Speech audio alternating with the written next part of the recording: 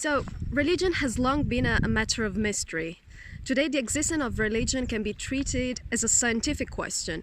Why is it possible, and what does it mean to study religion today from a scientific point of view?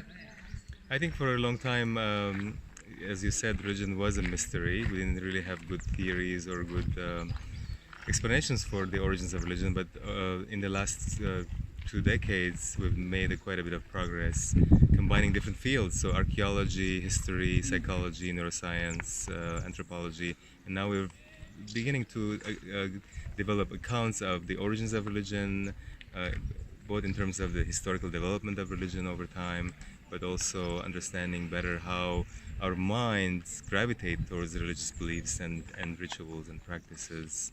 And so what is it about our minds as human beings that allow us to be able to mentally represent the supernatural, but also engage in religious practices such as rituals?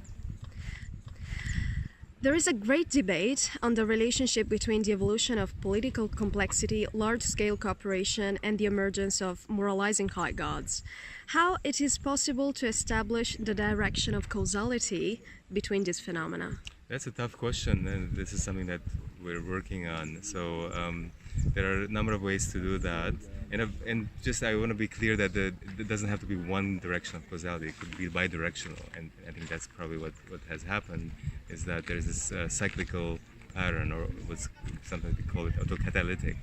So it's possible that as societies became more complex, that facilitated the cultural ideas of more moralizing and more powerful gods, and that then in turn led to the more complexity, and so that there's this kind of bidirectional causality. How do we do that? This is why interdisciplinary work is so important. So we can't answer this question from using one method from one discipline. So one answer would be the historical work that this conference was looking at. So we can look at to see whether or not religious beliefs about moralizing gods came before social complexity, or whether it was the other way around. So we have to quantify historical information to be able to look at these questions in a statistical way.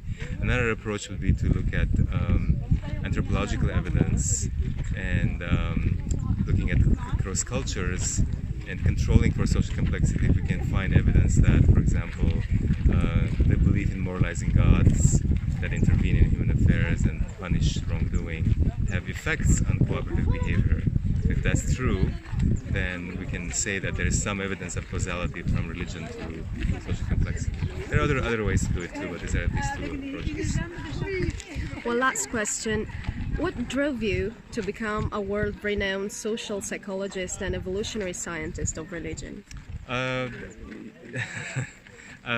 So I grew up in Beirut, Lebanon during the civil war there in the 70s and the 80s, and that really had an impact on me, just seeing how important religion was in people's lives, and seeing how religion can be a factor in social conflict. And so that made me think about what is religion, how does it arise, and what kind of a role it plays in human affairs, and that led me to ask these questions as a psychologist of religion, and also working with other scholars in other fields to be able to develop some answers to this question. Thank you very much. Thank you.